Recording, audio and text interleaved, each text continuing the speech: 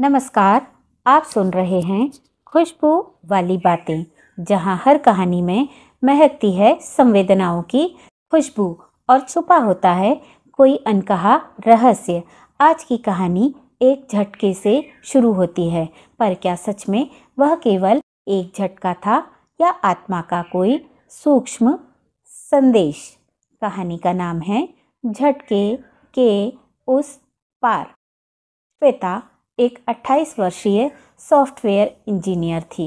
दिन भर के काम के बाद रात को सोते समय उसका शरीर अचानक झटका खा जाता। पहले उसने इसे थकान समझा, फिर मोबाइल, फिर स्ट्रेस, लेकिन झटके बढ़ते गए और अब हर झटका किसी डरावने सपने के साथ आता था। हर रात वह खुद को एक अंधेरे कमरे में पाती, जहां एक बूढ़ी औरत दीवार से टिकी बैठी होती।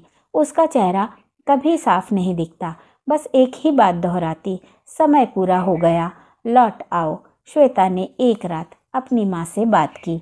माँ ने कहा, बचपन में तू कई बार नींद में चिल्लाती थी, कहती थी मुझे मत बुलाओ, हम डरते थे।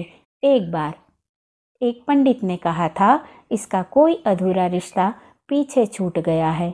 श्वेता हंसती, अम्मा आप तो हर चीज़ में आत्मा ढूंढती हैं, लेकिन उसी रात झटका और सपना इतना तीव्र था कि श्वेता की आंख खुलते ही बिस्तर गीला हो गया।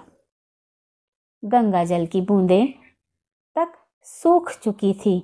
अब सपने में बूढ़ी औरत के पीछे एक दरवाज़ा खुला और अंदर से एक 6 साल की बच्ची बाहर निकली, जो हूबहू श्वेता की तरह दिखती थी। बूढ़ी औरत बोली, ये है तुम्हारा अधूरा जन्म। यह डर नहीं है, यह बुलावा है। जवाब दो, वापस आना है या सब खत्म करना है। श्वेता चिल्लाई, मैं जानना चाहती हूँ, पर खत्म नहीं होना चाहती। अगली सुबह श्वेता की आंखें खुलीं।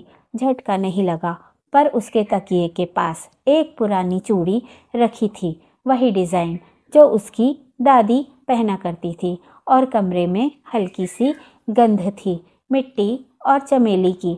उस दिन से झटके बंद हो गए, लेकिन श्वेता हर रात सोने से पहले एक दिया जलाती और सोचती है, अगर आत्मा सच में यात्रा करती है तो मैं कहाँ गई थी।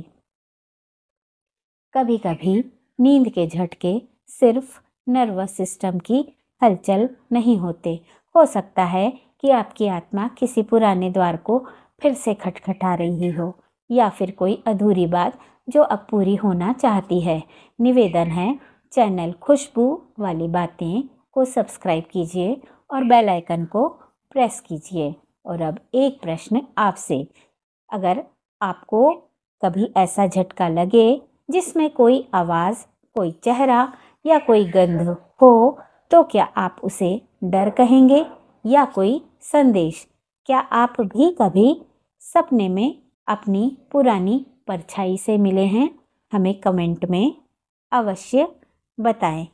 मिलते हैं फिर किसी वीडियो में। तब तक के लिए धन्यवाद। नमस्कार। जय श्री राम।